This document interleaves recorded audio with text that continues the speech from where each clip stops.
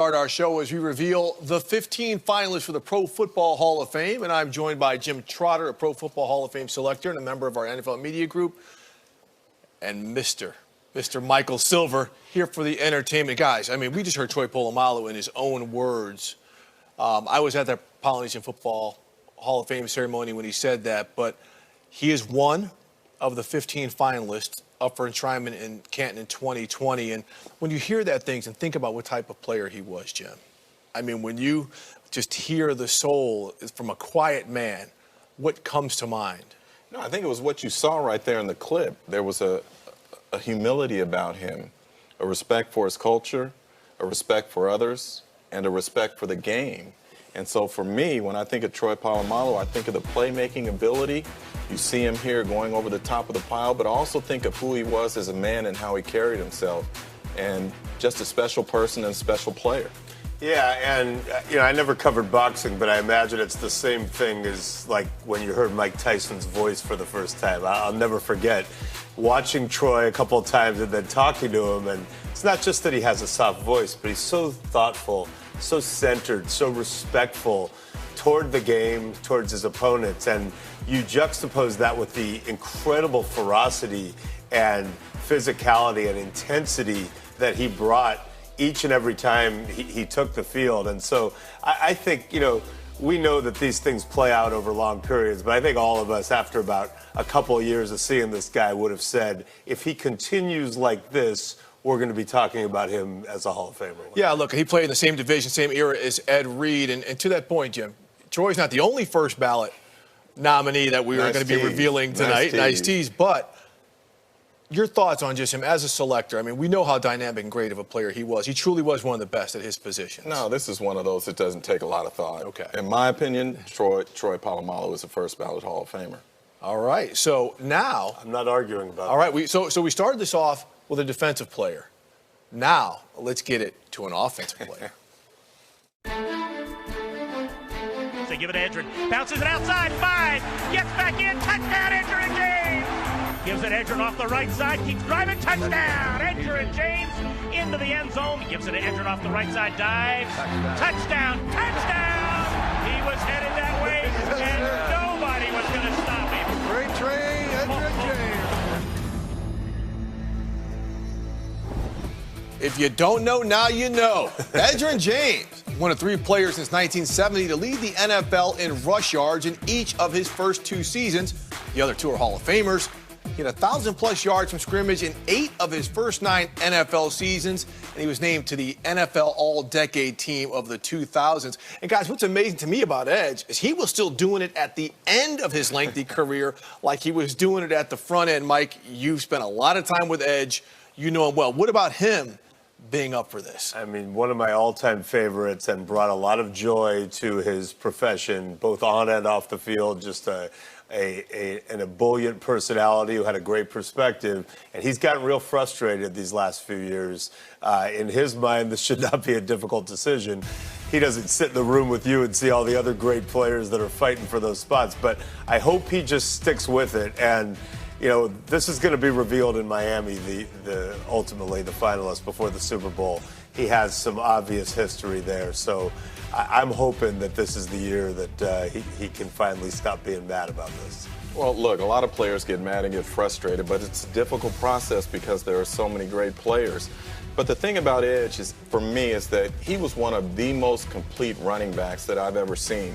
He was a rusher. He was a receiver. More than that, he was a pass protector. When you talk about playing in an offense with Peyton Manning and you are a running back, you had best believe you better be able to pass protect or you won't be in there long. Edrin James was that guy. He was just a complete football player. And what is the thing his coaches always said about him? He never took negative yards. Right. He was a guy, he fell a certain way, so he didn't take the big hit, even though he was a big running back.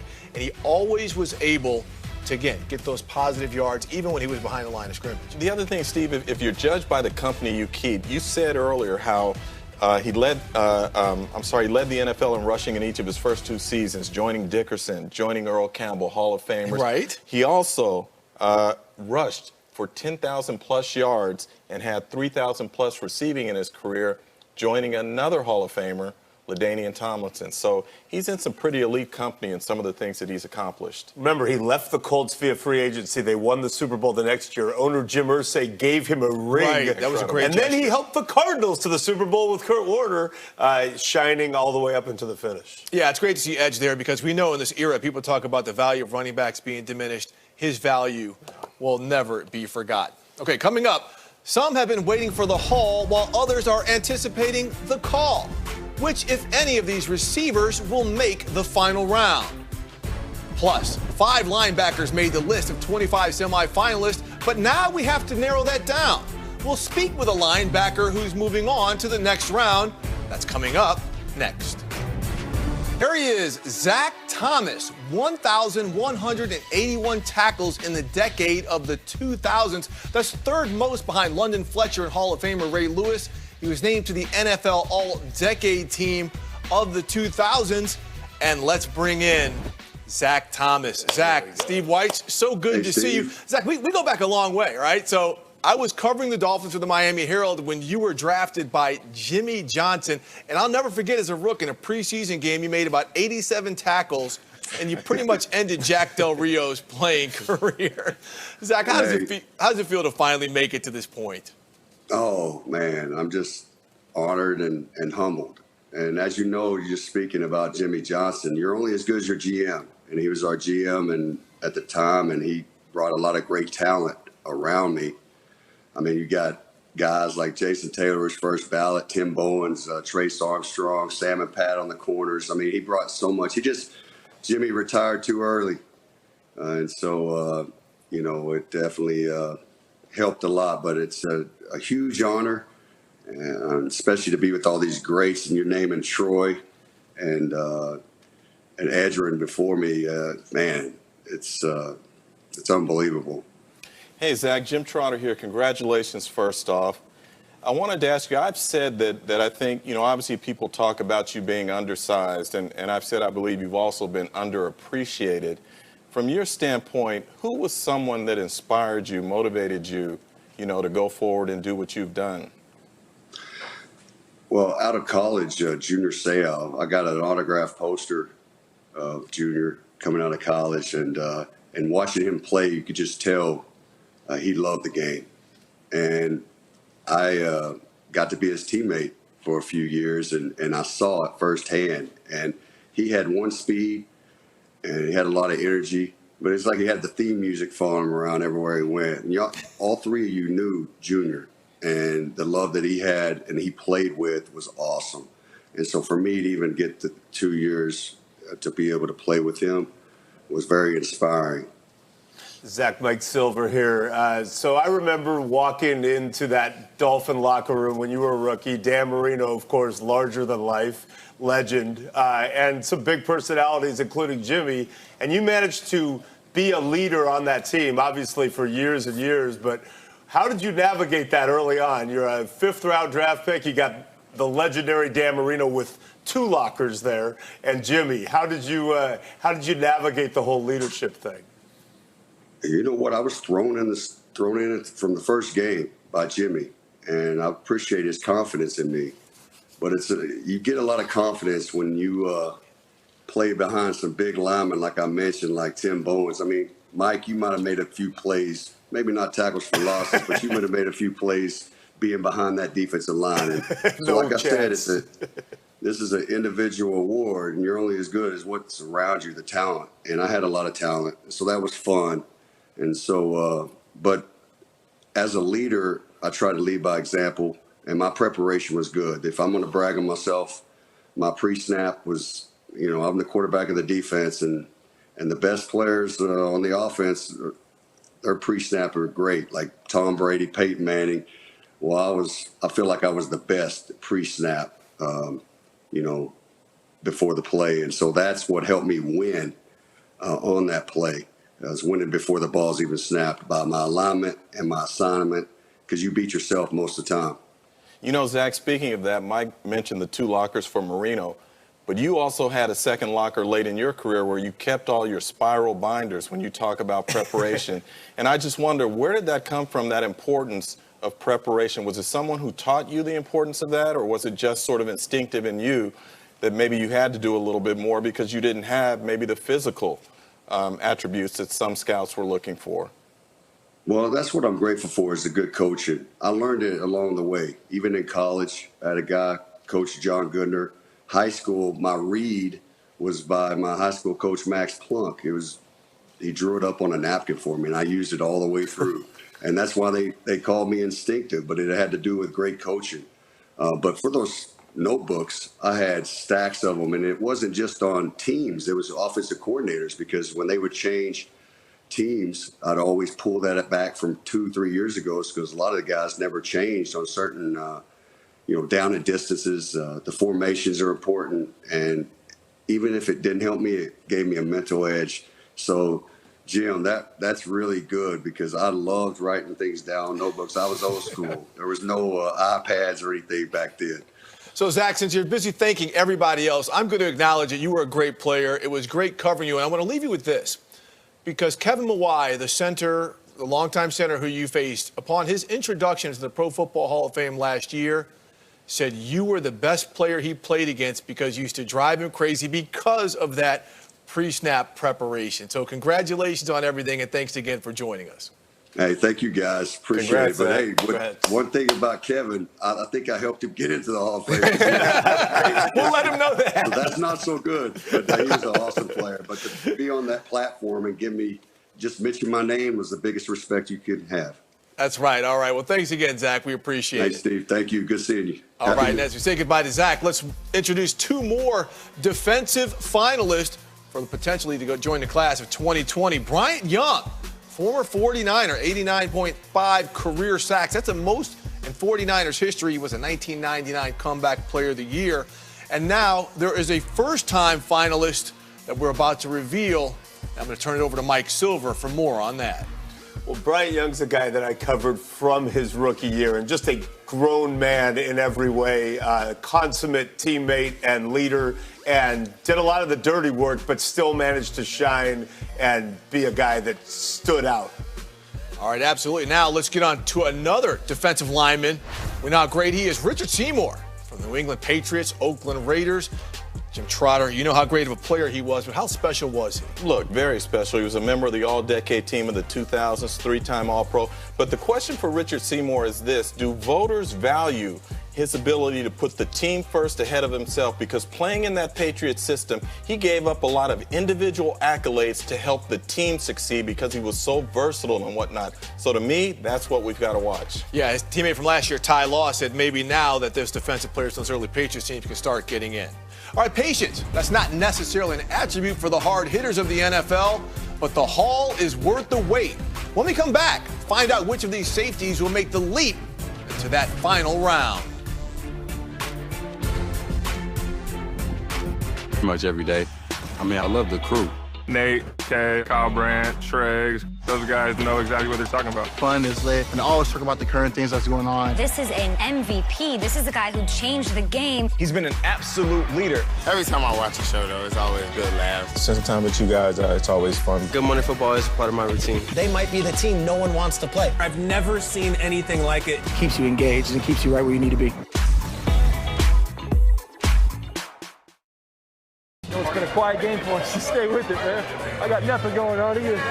So we're going to get our shot right here. We're going to get our shot. Rodney Pete dropping the throw. Here comes Heat. Here comes Heat. Gets the ball. It's intercepted by John Lynch. Top of that division, baby.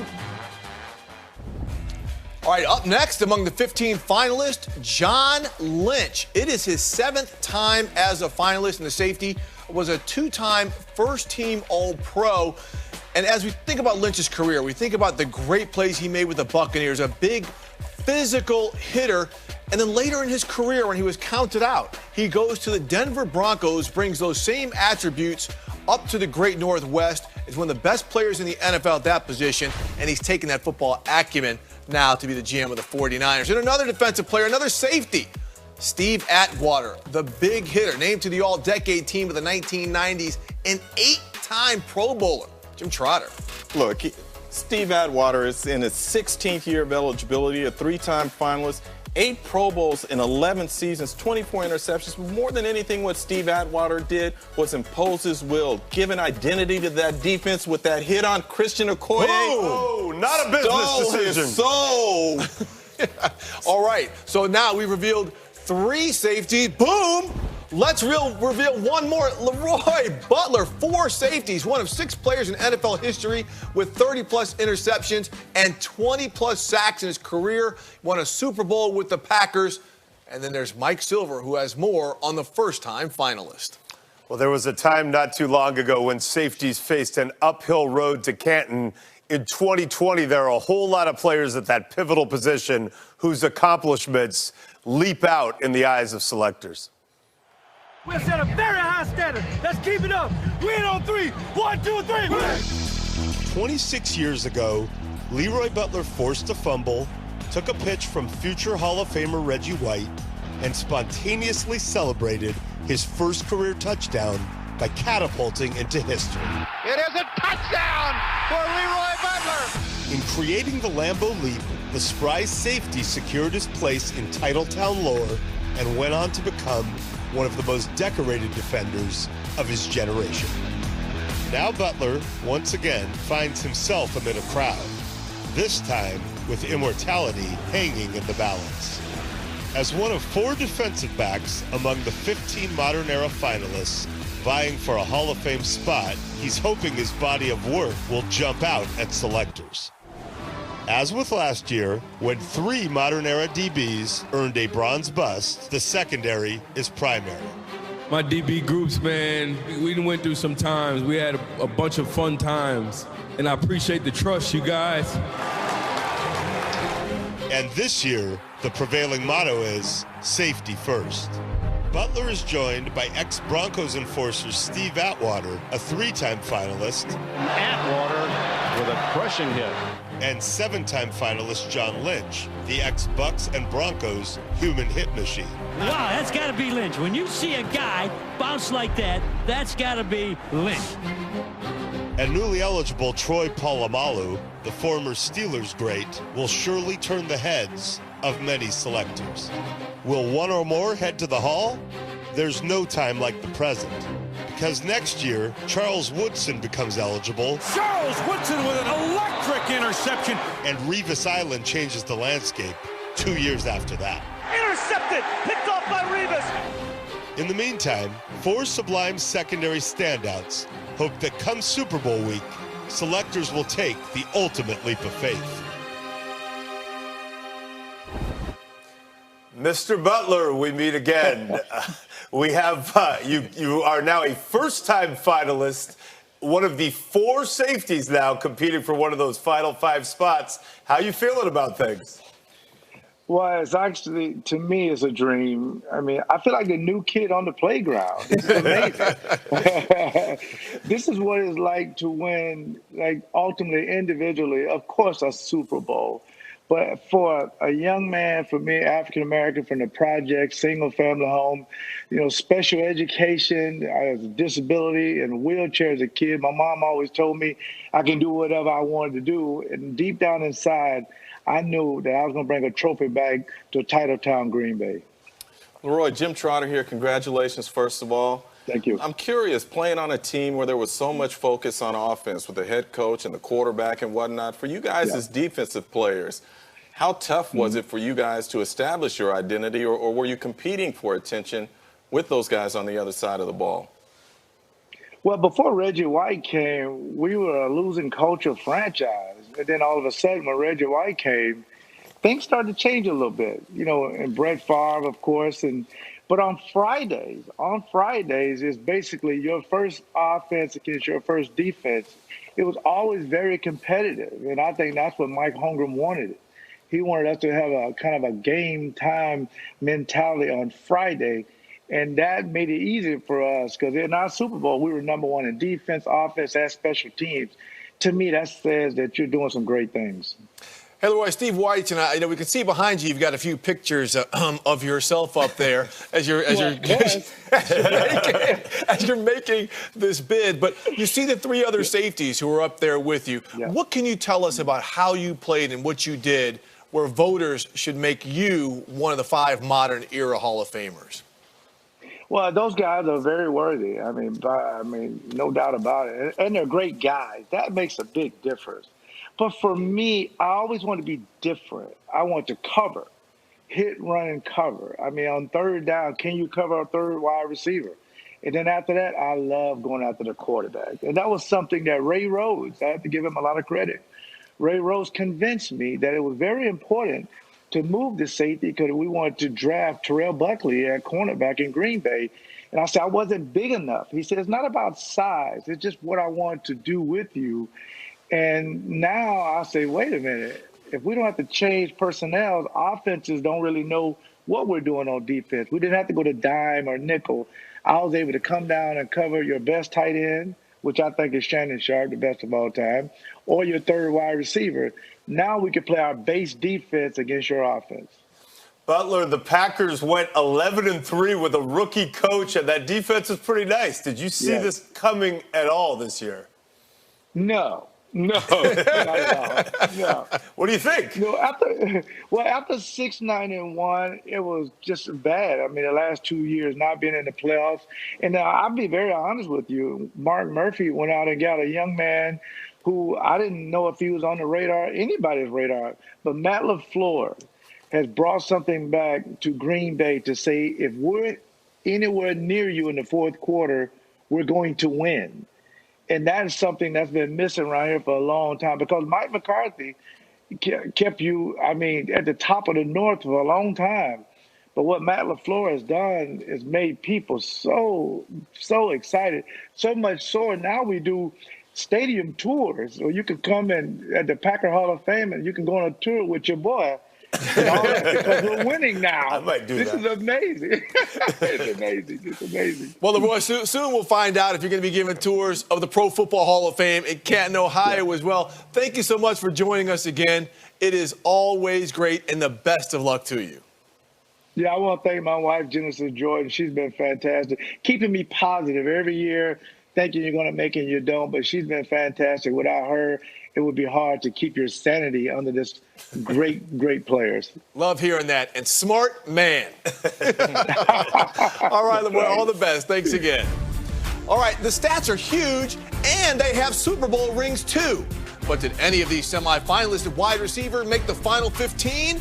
We will tell you when the Gold Jacket finalist, presented by K Jewelers, returns. NFL Game Day morning. Our guys get you ready for Wild Card Weekend. This is the best time of the year. First on Saturday, we sit down with DeAndre Hopkins ahead of the Texans showdown with the Bills. What a catch by Nuke! Plus, we take a look at the plays of the year. Holy Toledo! Unbelievable! Then on Sunday, Carson Wentz tells us what it will take to lead the Eagles on another magical run. They have to scare every team that they play. Touchdown! NFL Game Day morning. In his first time eligible to be a finalist, former Colts receiver Reggie Wayne. He had 7 straight 1,000-yard receiving yards from 2004 to 2010, and he's the Colts' all-time leader in games played. And so many people early in his career thought he was Marvin Harrison's sidekick, but Reggie Wayne, he stood on his own for years. When they transitioned from Manning to Andrew Luck, we saw he wasn't just a system wide receiver either. Next up, Torrey Holt. One of 5 players with multiple 1,600 receiving yard seasons, 6 seasons with 1,300-plus receiving yards, named to the All-Decade team, Jim Trotter. Yeah, Torrey Holt was just one of those guys who was smooth. He was tough. He played alongside Isaac Bruce on an offense with so much talent with Kurt Warner, Marshall Faulk. He could make the big play when they needed it. And the fact that he had 6 seasons with 1,300-plus yards or more, which ties him for second or ties him for second in NFL history with Randy Moss, a Hall of Famer, and Julio Jones, a guy who will one day be discussed for the Hall of Fame. Now Torrey Holt's teammate, the Reverend Ike. Isaac Bruce, 5th in NFL history in receiving yards, more than 15,000. The Rams' all-time leader in receptions, receiving yards, and receiving touchdowns, Mike Silver. You mentioned Harrison and Wayne and now Holt and Bruce. It's so rare that a team has 2 guys that are clear Hall of Fame caliber players at the same time for an extended period. But Isaac Bruce was the leader of that team before they got good offensively. And then Kurt Warner and Marshall Faulk came, and it all opened up, and it was the greatest show on turf. And this guy was right at the center of it. Absolutely. And Jim, you're a selector, okay? So we've seen Isaac Bruce wait a few years when guys like Marvin Harrison and Terrell Owens and Randy Moss got in. And some people say, well, it's his time because, you know, he's a great wide receiver and those other guys have cleared the deck. But when you think of Isaac Bruce, it's credentials, isn't it? No, he absolutely has the credentials. But, Steve, the thing that folks have to remember, and I think we sometimes forget this, is Isaac Bruce is not competing against the other receivers, nor is Torrey Holt, nor is Reggie Wayne. Great point. All you are doing is trying to select the 5 best or most deserving players, regardless of position. If you feel that 5 wide receivers are the best, vote 5 in. If you feel that 5 offensive linemen are the best, you would vote for those 5 offensive linemen. So that's what it comes down to. But all of a sudden, we're starting to have a logjam again with wide receivers like we did with Chris Carter, Andre Reed, and Tim Brown. Now you've got Holt, Bruce, and Reggie Wayne. Calvin Johnson eligible next year. Yep. Yeah, I mean, it is a hard job, and I would just caution people out there who say, this guy needs to be in. And when you get in that room like Jim does, it's a zero-sum game. So this year's a little different because they're letting in some other players not in the modern era list. But normally you've got 5 guys, and you are talking about all these different positions. So you could say, well, this guy needs to be in. Okay, well, you know, I have a feeling Steve and I will be going through this a little later in the show. It's hard to pick 5. Jim, not to dismiss Torrey Holt, but quickly on Reggie Wayne, just about his candidacy, because as I mentioned, he stood alone when a lot of people thought he really wasn't that #1 guy for so long. I'll say this to you. This is my own personal view as to how I vote. If I feel that there are players who are equal in terms of being deserving, the guy I vote for is the guy who's been waiting the longest. And you can tell me that I'm wrong for that or whatnot, but I just feel that way.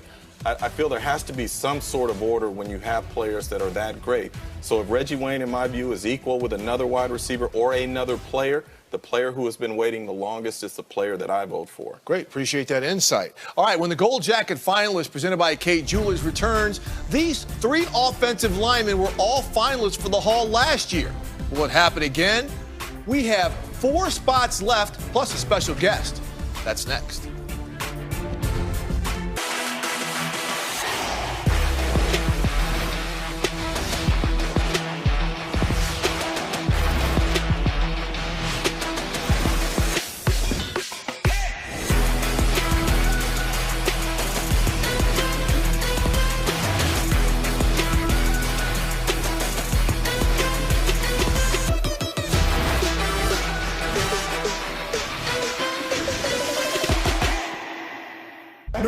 Saints, baby. West champions. #1. Ready to turn it up and turn it all the way up. Let's go. Win. 1, 2, 3, win. If you jump outside, he's going to cut it back inside. Yeah. Watch it. I bet that's what's happening. Look, see it? The double? See the double? Yeah. Line up, move. Fire. Double eagle. Brown 75 even. Brown 75 even. Audible.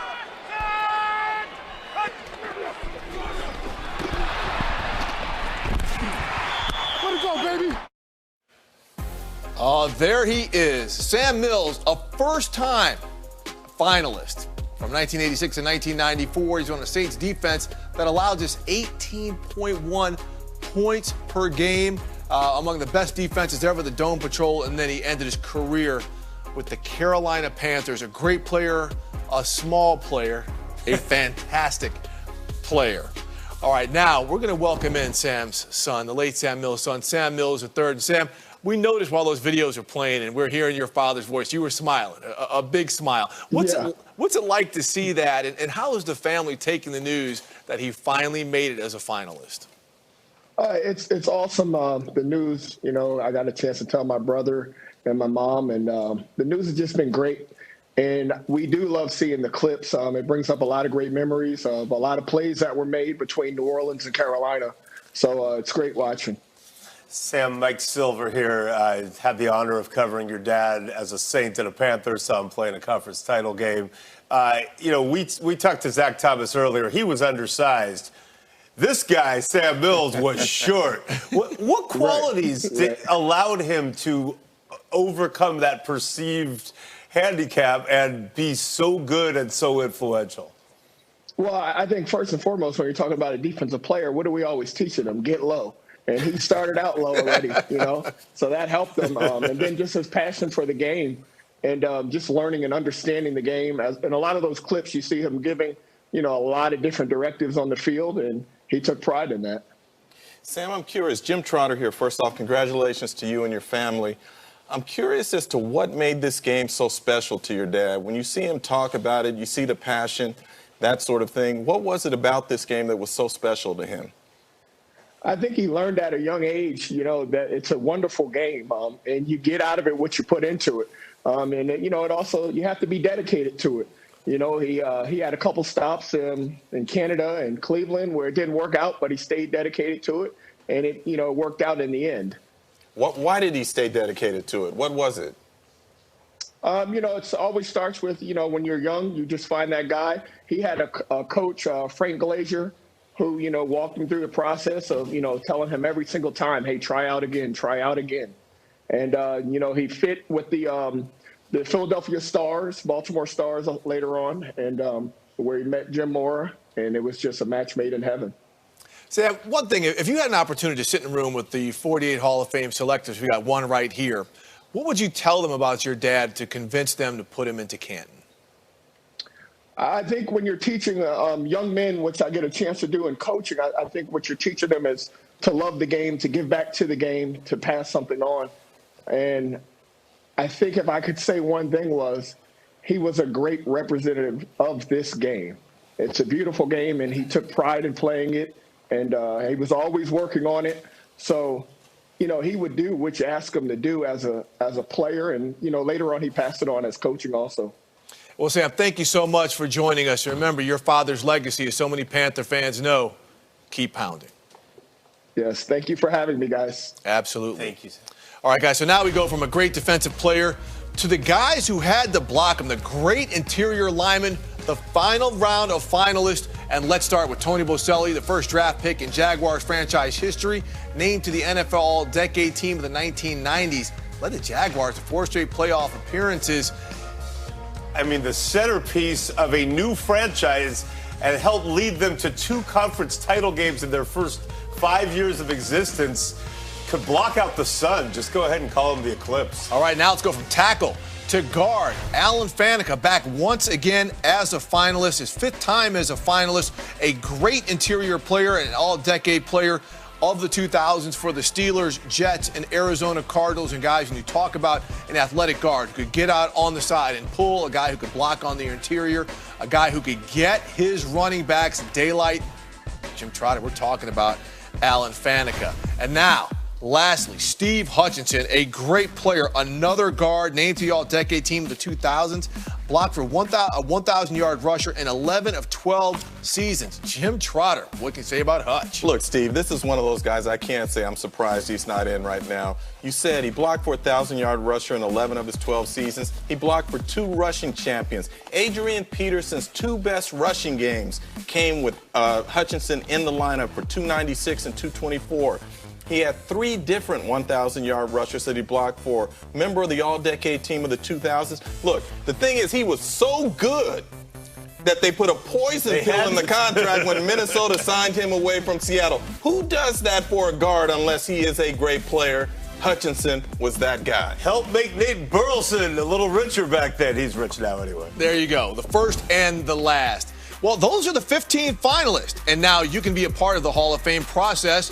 Just go to profootballhof.com/fanvote and choose your Centennial Hall of Fame class of 2020. Coming up, we'll take the challenge too, and we'll pick our 5 Hall of Famers for the class of 2020. And man, this is going to be good. 15 finalists, and now Mike Silver and I are going to tell us the 5 guys that should go in. Jim Trotter's over to the side. He's a selector, so we want him to continue to look objective, but he may have a few thoughts what we have to say. Mike, let it roll. This is brutal. Okay, I want all 15 to go in. I'm going to start with Isaac Bruce, who has waited long enough. The numbers tell the obvious story, and he just had a lot of impact. And that Ram franchise was down in the doldrums. He was kind of one of the shining spots. Then he was hurt a bunch, reinvented himself with Kurt Warner and Marshall Faulk on The Greatest Show on Turf, and became an elite player for about another decade. The time has come for Isaac to get into Canton. All right. Jim, I'm going to go next with Leroy Butler. You heard me earlier. It's my guy. Just those Packer teams were so special. You had Reggie White, who obviously was an incredible player, but this was the leader of that defense emotionally and in terms of making plays on the back end. We're going to go next to Steve Hutchinson, and this kills me because Tony Baselli might have to wait another year if I'm deciding. Oh, what? You've already haven't put him on here the next two? Talk about Hutch. One offensive lineman. Hutch, okay. You mentioned the poison pill, Jim. I mean, when they have to change a rule for you, you know you made an impact. Troy Polamalu, Ed Reed went in first ballot. We got 1A and 1B here for that era. Just an incredible player, one of the best from start to finish. And finally, Edgerrin James, EJ, Miami, getting in Saturday night. It all lines up too perfectly. I'm ready. I like that list. I'm going to go, it's going to look a little similar, Jim. Okay. So, let's go ahead and start it. Reverend Ike, let's go ahead and put him up here. It's not just time. He has earned it. He has earned his spot in Canton among the greatest wide receivers to ever play this game. Isaac Bruce, hope he gets in here. Mike, I'm with you on this one. Our guy, Edgerrin James, a running back. I'm tired of hearing about how running backs are underappreciated when we've got a great player like this who did it all. Let's hope Edge gets in Miami. Now let's go to the interior. Steve Hutchinson. We talk about the great players of an era, and that's why people are good into the Hall of Fame, the best players at their position. No question that Steve Hutchinson was one of the greatest. Let's stay on the interior line. Tony Baselli. Oh, you got him, man. A 7-year career, but he was a supernova. We talk about players with short careers like Terrell Davis, like Gale Sayers. Yep. This was a guy who dominated some of the greatest defensive linemen and pass rushers of that era. So, Tony, you can cuss out Mike Silver, not me. And last up, Troy Polamalu. This is one of my favorite players to ever watch, to ever interview. And if there's someone I could play like 18 holes of golf with, just to pick their brain while we're on there, on the course for 3, 4, in my case, like 9 hours, it would be Troy Polamalu, because I just think he's one of the most introspective and special people. He'd be like, hey, Steve, that's a beautiful swing. It's a golf course. That's why I said golf course. It's quiet. It's beautiful. Jim Trotter would probably like that, too, because he's a big golfer, right? And wouldn't you think Troy would be a great person to spend those hours with? I would love to spend those hours with Troy, or really any of these players. Look, there is no wrong answer when you talk about these 15, so I can't quibble with that when it comes to your selections. I like how you guys were similar on a lot of picks here, except for a couple. But let me say this to both of you. I'm questioning here this. You guys talk about how great Polamalu was, and he was, no question. But Steve Atwater is not on either of your lists. Steve had the same number of Pro Bowls as Troy. He had only 8 fewer interceptions than Troy. He won 2 championships, just like Troy. Played in 9 more games. Why not Steve versus Troy? One other one I want to ask you guys about, Richard Seymour again. 3 championships. He sacrificed individual accolades for team success like so many Patriots defenders did. Is he being slighted for that? Those are questions for the people in the room that you're going to be in. Real quick, room where it happens. Hey, real quick, let's get to some tweets, because some of these guys have been watching our show. Willie Snead, the Ravens wide receiver. This next Pro Football Hall of Fame draft class is going to be fire emoji. Salute. Right on, Willie. Appreciate you watching. Leroy Butler, our guy, just on the show. Was he tweeting and interviewing at the same time? What an amazing experience getting that phone call saying, I'm a finalist of the Pro Football Hall of Fame. I'm not speechless often, but I was close. No, thank you to all the Packers fans who support me. You're my MVPs. And Steve Atwater right there, Jim Trotter, what an honor. Thank you. Salute to Steve Atwater, one of the best. So you saw who's up